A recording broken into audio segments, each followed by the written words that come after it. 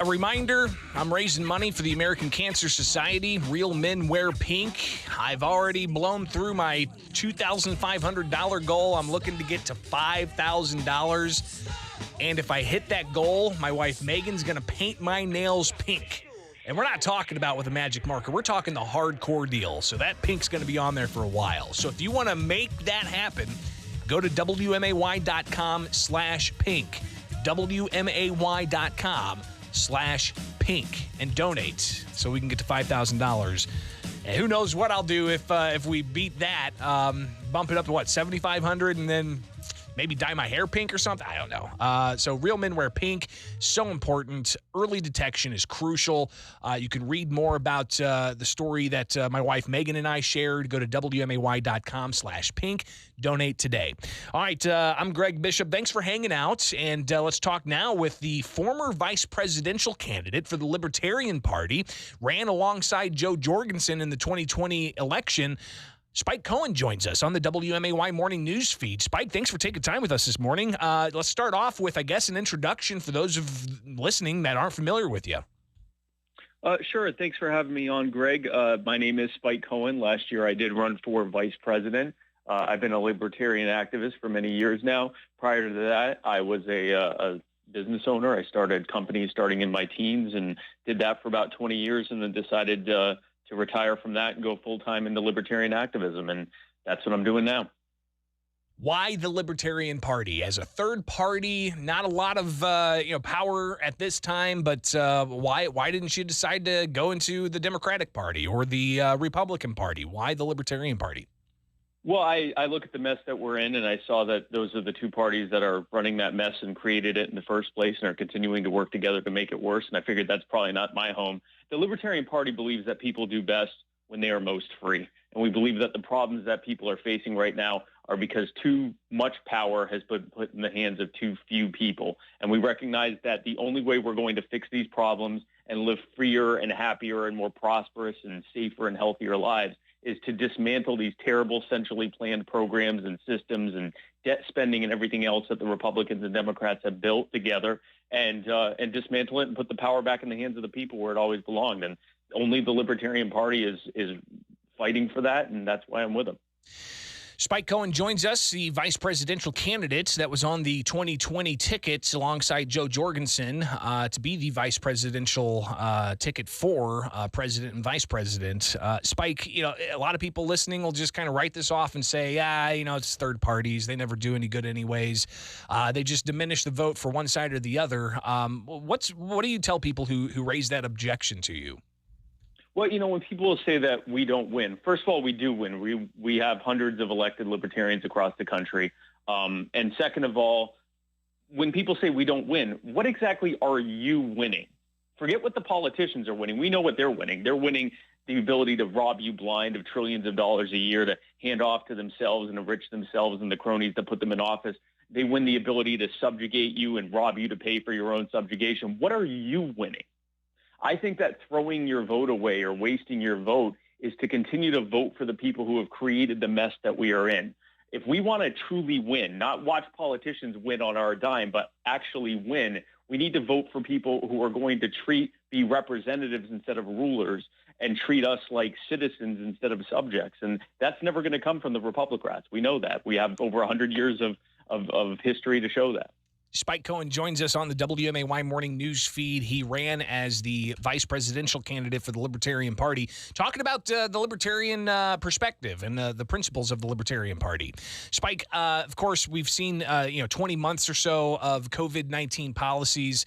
How would a libertarian handle the COVID-19 pandemic? Because here in Illinois, we've been essentially, executive authority has driven everything. The state legislature, Democrat-controlled, has not provided a check to the Democrat governor in Illinois, and we've had 20 months of executive orders impacting the economy, impacting schools, impacting masks. The courts are tied up with all kinds of lawsuits. You've got just the ongoing case of vaccine mandates and mask mandates, and the state legislature's been hands-off, and the governor's been going at this alone. How would a libertarian handle this?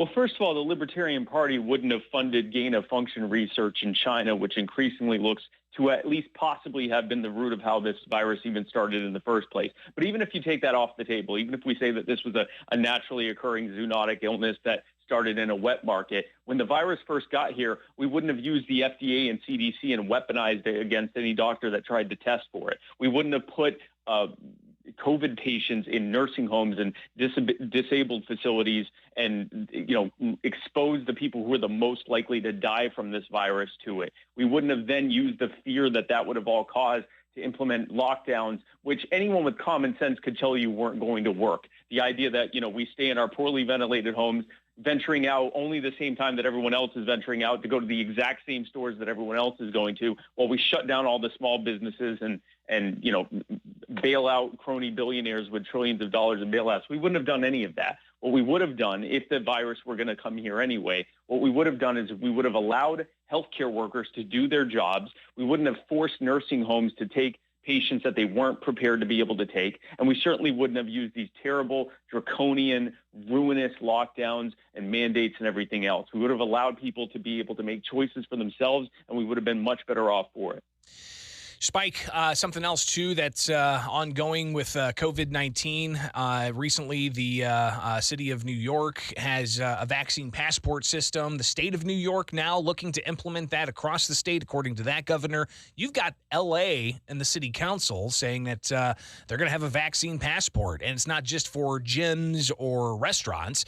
It's also for government buildings. And there is a provision that says, hey, if you want to take part in government services or, even go and object to a parking ticket in administrative court, you have to show your vaccine proof, or you could take a test and provide a negative test. What's happening here? And what does this do to those libertarians? Does your spider sense go off?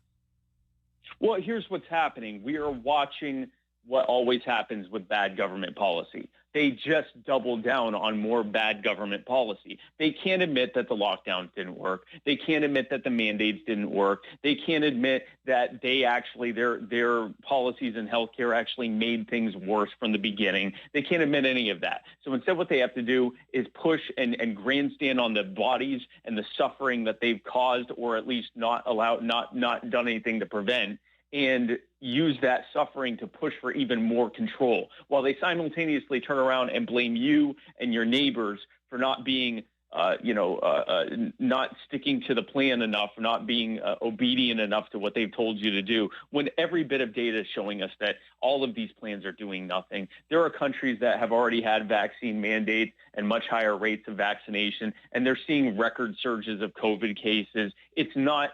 The reality is we've known for quite some time now that these vaccines don't stop people from getting or spreading COVID. At best, they keep people, at least for a few months, they make them less likely to be hospitalized or die. But if we look at the people who are the most likely to be hospitalized or die, people that are old, elderly, people that are obese, people with comorbidities, then yes, it makes sense for them to get the vaccine. For everyone else, if they want to get the vaccine, they should be able to.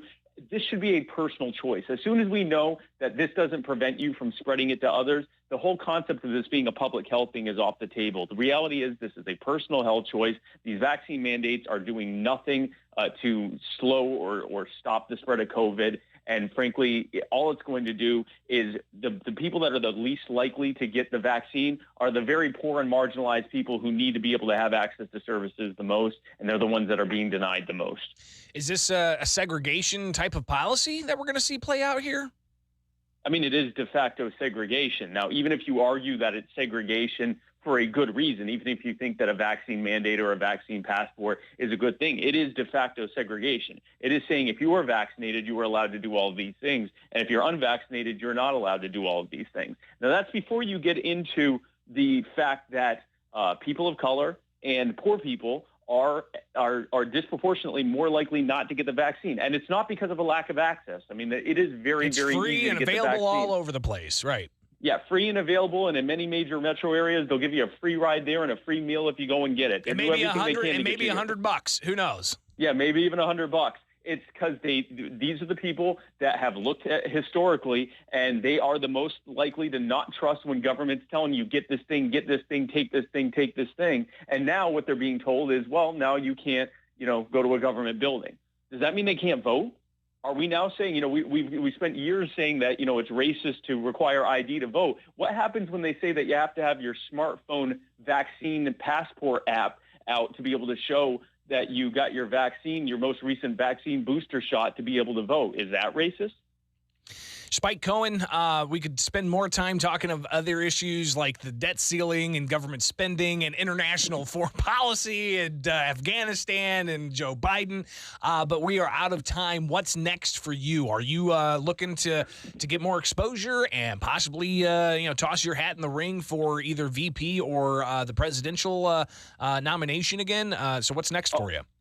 Oh, I'm not even thinking about 2024 right now, man. There's so much more important stuff we need to be doing right now. For example, I'm actually going to be in Illinois this weekend. I'm going to be at the Libertarian Party of Illinois' 2021 convention at the Holiday Inn in Bradley on Friday and Saturday. And then I'm doing an axe-throwing event to help raise money for the Libertarian Party of Illinois at Splitting Targets in Kankakee. We're raising money for candidates like Bill Redpath, who's running to be your next U.S. Senator, Scott Schluter, who's running to be your next governor, libertarians who recognize that the way to fix the problems that we are facing is to put the money and the power and the freedom back in the hands of the people of Illinois. And to whatever extent I can help that, I'd be happy to do so. So come out and see me while I'm there this weekend. Spike Cohen, I imagine we'll probably talk again in the near future. Be safe out there, all right?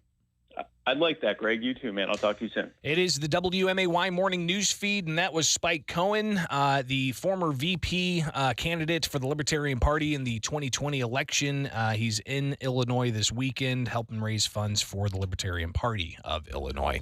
All right, we'll take a break and come back and